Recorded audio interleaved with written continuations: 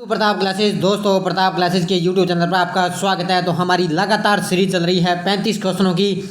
Top 35 क्वेश्चनों की series के साथ सभी विद्यार्थियों का स्वागत है। और इसमें आपको current, geography, history, political science और राजस्थान पुलिस 2022 के लिए स्पेशल आपको भाग नंबर 2 में टॉप 35 क्वेश्चनों की सीरीज लाइव टेस्ट शाम 8 बजे आपको रोजाना मिलता है।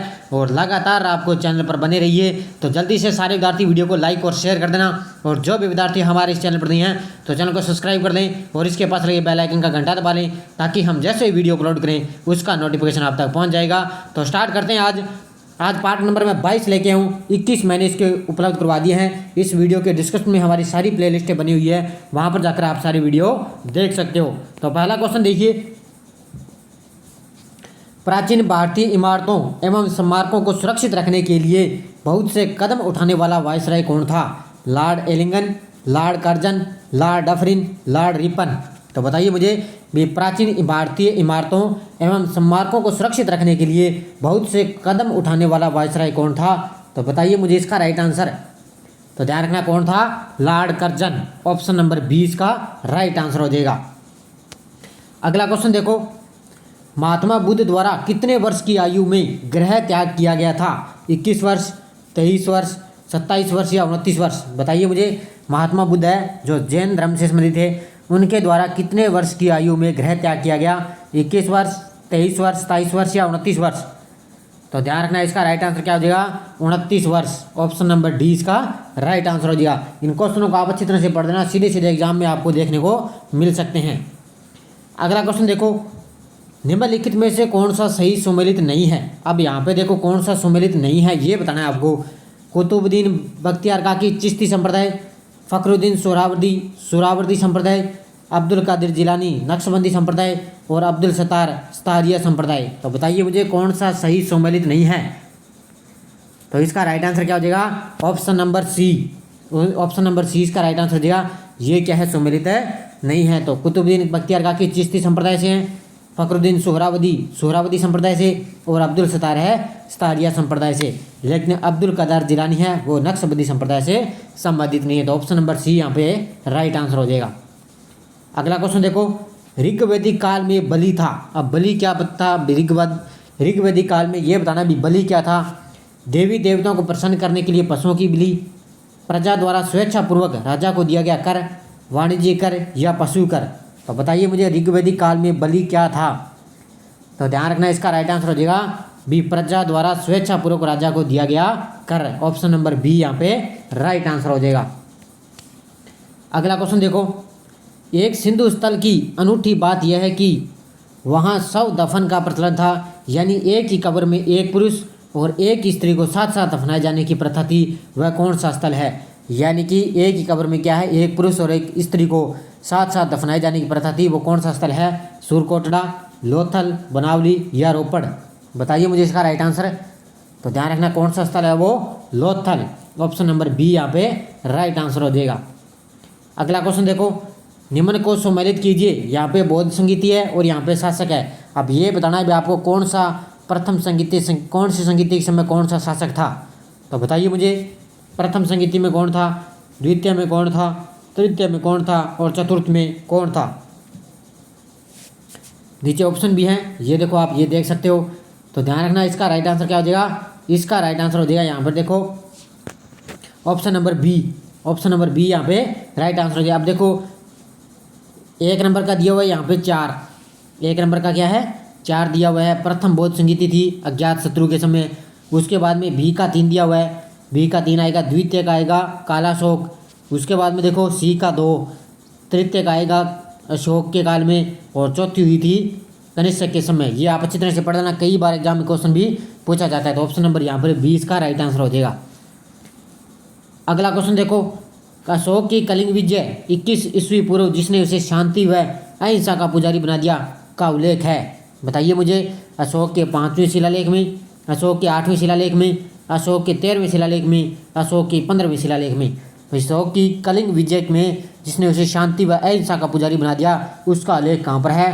तो ध्यान रखना अशोक के 13वें शिलालेख में। ऑप्शन नंबर यहाँ पे सी इसका राइट आंसर हो जाएगा। अगला क्वेश्चन देखो, हुणों ने किस गुप्त शासक के काल में भारत पर आक्रमण किया था? हुणों ने किस गुप्त शासक के काल में भारत पर आक्रमण किया? चंद्रगुप्त प्रथम, समुद्रगुप्त, चंद्रगुप्त द्वितीय या स्कंदगुप्त? बताइए मुझे इसका राइट आंसर। भी उन्होंने किस गुप्त शासक के काल में भारत पर आक्रमण किया? तो ध्यान रखना, इसका राइट आंसर हो जाएगा स्कंदगुप्त। ऑप्शन नंबर डी यहाँ पे राइट आंसर हो जाएगा। अगला क्वेश्चन देखो, भारत में मुस्लिम राज्य का संस्थापक किसे माना जाता है? कुतुबुद्दीन ऐबक, इल्तुतमिश, बलबन, अलाउद्दीन खिलजी? भारत में मुस्लिम राज्य का संस्थापक किसे माना जाता है? बताइए मुझे सारे विद्यार्थी इसका राइट आंसर। तो ध्यान रखना, भारत में मुस्लिम राज्य का संस्थापक कुतुबुद्दीन ऐबक माना जाता है। ऑप्शन नंबर एक इसके राइट आंसर हो जाएगा। अगला देखो साइंस का क्वेश्चन, निम्नलिखित में से किस प्रक्रिया में बैक्टीरिया यानी कि जीवाणु का उपयोग नहीं होता? नाइट्रोजन के स्थिरीकरण में, दही बनने में, गन्ने के रस के कीवन में, डबल रोटी पकने में? बताइए मुझे किस प्रक्रिया में बैक्टीरिया यानी कि जीवाणु का उपयोग नहीं होता? तो ध्यान रखना, डबल रोटी पकने में। ऑप्शन नंबर डी यहाँ पे राइट आंसर हो जाएगा। अगला क्वेश्चन देखो, निम्नलिखित में से कौन सा समुच्चय संचारी रोगों को निरूपित करता है? कौन सा समुच्चय है जो संचारी रोगों को निरूपित करता है? डायबिटीज, मियादी बुखार, मलेरिया, रक्तहीनता, स्कर्वी या अतिसार हैजा? मियादी बुखार, मलेरिया, रक्तहीनता या स्वाइन फ्लू? मियादी बुखार, स्वाइन फ्लू, मलेरिया या पोलियो? बताइए मुझे कौन सा समुच्चय संचारी रोगों को निरूपित करता है? तो ध्यान रखना, ऑप्शन नंबर यहाँ पे डी राइट हो जाएगा। मियादी बुखार, स्वाइन फ्लू, मलेरिया और पोलियो। ऑप्शन नंबर यहाँ पे डी राइट आंसर हो जाएगा। अगला देखो, शरीर में विटामिन डी के अभाव के कारण कौन सा रोग होता है? बेरीबेरी, गेंगा, स्कर्वी, रिकेट्स या सूखा रोग? शरीर में विटामिन डी के अभाव के कारण कौन सा रोग होता है? तो ध्यान रखना, कौन सा रोग होता है? रिकेट्स यानी कि सूखा रोग। जरूरी नहीं है रिकेट्स भी आ जाए, तो सूखा रोग भी आपको याद रखना कौन सा रोग होता है? रिकेट्स या सूखा रोग होता है। अगला देखो, जब आवर्त सारणी में ऊपर से नीचे की ओर आते हैं तो क्षार धातुओं का आकार बढ़ता है, या तो बढ़ता है या कम होता है? कोई परिवर्तन नहीं होता, कम होता है। जब आवर्त सारणी में हम ऊपर से नीचे की ओर आते हैं तो क्षार धातुओं का आकार कैसा होता है? बताइए मुझे, ध्यान रखना। तो क्षार धातुओं का आकार क्या है? बढ़ता है। ऑप्शन नंबर एक इसका राइट आंसर हो जाएगा। अगला देखो, कौन सा उदाहरण थर्मोस्टिक बहुलक का है? पॉलीथीन, पीवीसी, बेकेलाइट या नियोप्रीन? कौन सा उदाहरण थर्मोस्टेटिक बहुलक का है? तो ध्यान रखना किसका है? बेकेलाइट का। ऑप्शन नंबर सी यहाँ पे राइट आंसर हो जाएगा। अगला क्वेश्चन देखो, निम्न में से किस युक्ति में विद्युत ऊर्जा को यांत्रिक ऊर्जा में बदला जाता है? बैटरी, विद्युत जनित्र, विद्युत मोटर या कंप्यूटर? किस युक्ति में विद्युत ऊर्जा को यांत्रिक ऊर्जा में बदला जाता है? तो ध्यान रखना, कौन बदलता है? वो विद्युत मोटर। ऑप्शन नंबर सी यहाँ पे राइट आंसर हो जाएगा। अगला क्वेश्चन देखो, इस तरह भी आपको पता होना चाहिए, किसी चालक तार के प्रतिरोध आर की उसकी लंबाई आई पर निर्भरता निम्न के द्वारा दी जाती है। ये देखो ऑप्शन यहाँ पे देखो, बताइए मुझे इसका राइट आंसर। तो देखो इसका राइट आंसर हो जाएगा ऑप्शन नंबर बी। ऐसे क्वेश्चन आपको ध्यान रखने, ऐसे भी आ सकते हैं। अगला क्वेश्चन देखो, चंपारण किसान आंदोलन किस वर्ष हुआ था? 1915, 1917, 1919 या 1921? चंपारण किसान आंदोलन किस वर्ष हुआ था? तो ध्यान रखना, ये हुआ था 1917 में। ऑप्शन नंबर यहाँ पे 20 का राइट आंसर हो जाएगा। अगला देखो, राष्ट्रीय विकास परिषद का गठन कब हुआ था? 15 मार्च 1950, 6 अगस्त 1952, 1 जनवरी 2015, 26 जनवरी 2015? राष्ट्रीय विकास परिषद का गठन कब हुआ था? तो ध्यान रखना, ये हुआ था 6 अगस्त 1952 को।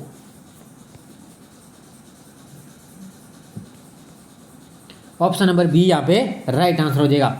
अगला देखो, निम्न में से कौन सा संशोधन अधिनियम मिनी संविधान माना जाता है? कौन सा संशोधन अधिनियम है जो मिनी संविधान माना जाता है? 7वां संविधान संशोधन 1956, 24वां संविधान संशोधन 1971, 42वां 1976 और 44वां 1978? बताइए मुझे कौन सा संशोधन अधिनियम मिनी संविधान माना जाता है? तो ध्यान रखना, कौन सा माना जाता है? 42वां संविधान संशोधन 1976। ऑप्शन नंबर यहाँ पे सी इसका राइट आंसर हो जाएगा।